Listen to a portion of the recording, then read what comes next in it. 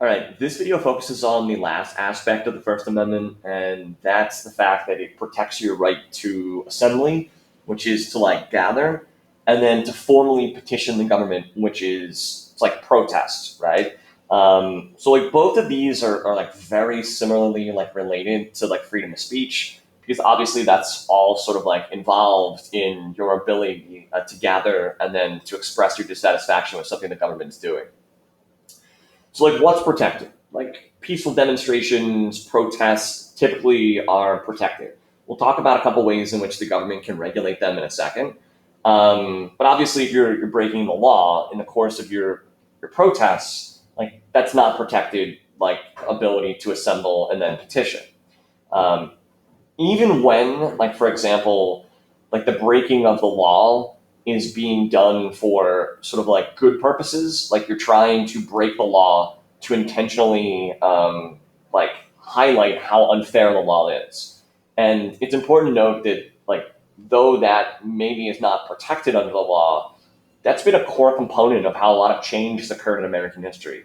So for example, civil disobedience is intentionally breaking laws during the course of a protest to expose and bring light to how unfair or unjust certain laws are.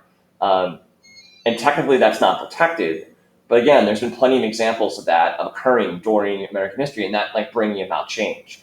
For example, obviously the picture of Dr. King in the bottom right-hand corner, who was arrested numerous times for basically breaking rules that prevented demonstrations, and him encouraging people to sort of demonstrate despite the fact that there were laws that prevented gatherings because he felt like they were unfair, and he was willing to suffer the consequences in order to bring attention to these laws, right, and how unfair they were. So technically it's not protected, but obviously it's a core component of sort of protests in our course of our history. There's been plenty of examples of civil disobedience, whether you go back to colonial times and it's the colonists throwing the tea from the British East India Company in Boston Harbor, during the Boston Tea Party, right? Or Rosa Parks refusing to give up her seat on the bus in 1955, right, as part of the Montgomery bus boycotts. She was willing to be arrested and suffer the consequences for her actions because she felt like what she was doing was right. And this again would highlight the unjustness of the law in the first place. Or technically the school walkout several years ago in response to some of the school shootings that took place in Parkland, Florida, and other schools across the country.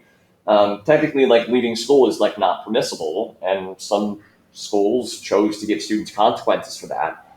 But they still were sort of gathering and protesting in that way. So technically civil disobedience is not protected because you are breaking an existing law, but part of the idea is to bring attention through your breaking of the law how unfair a law actually is. So here are the do's and don'ts of government regulation. So the government can't regulate what you say, or judge what you say during the course of a demonstration. They have to be content neutral. However, the government can regulate time and place of sort of your demonstration. So, for example, right, a group that is pictured on the screen is the KKK, which is a white supremacist group. I think we can all agree to disavow, from ourselves from the views that they basically put out there. But if a local chapter of the KKK were to approach Abington Township, right, I'm giving you an extreme example of an extreme group, and ask for a permit, right, which you generally need to demonstrate, right, in Abington Township, the township can't deny the permit based on the content of their speech, as long as the protest is peaceful. They can't deny the permit to demonstrate or to march and say, well, we're denying the permit because we disagree with your views. Generally, that is not going to be enforceable in a court of law.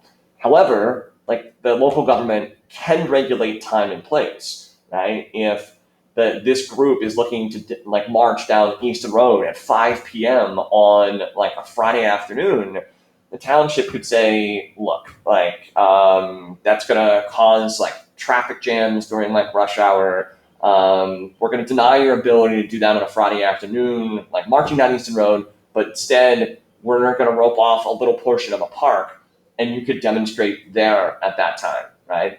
So like the government really can't judge what's being said. They have to be content neutral, but they do reserve the right to regulate the time and place of like the demonstrations and marches that they grant permits for.